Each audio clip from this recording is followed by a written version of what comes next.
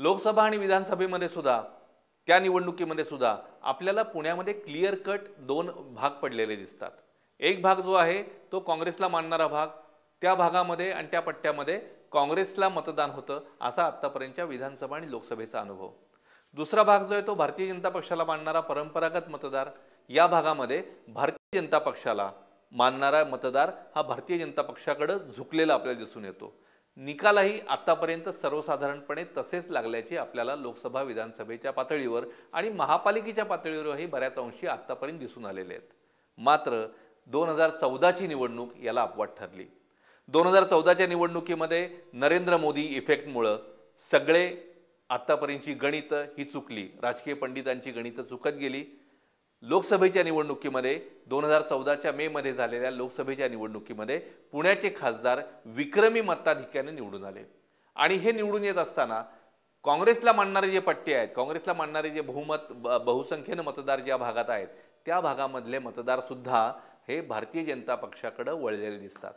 सर्व मतदार विधानसभा मतदारसंघामध्ये काँग्रेसचे मतदार ज्या ज्या विधानसभा मतदारसंघात आहेत त्या मतदारसंघासहित सर्व मतदारसंघात भारतीय जनता पक्षाला भरभरून मतं पडल्याचे दिसून आलं। त्यानंतर आली विधानसभा निवडणुकीमध्ये याचीच पुनरावृत्ती झाली।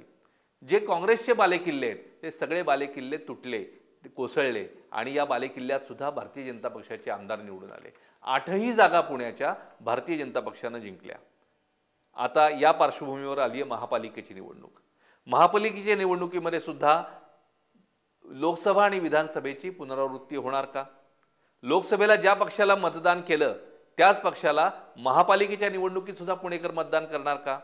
हा प्रश्न चर्चेला जाऊ लागला आणि हाच या निवडणुकीचा उत्कंठतेचा, याच निवडणुकीच्या उत्सुकतेचा विषय आहे।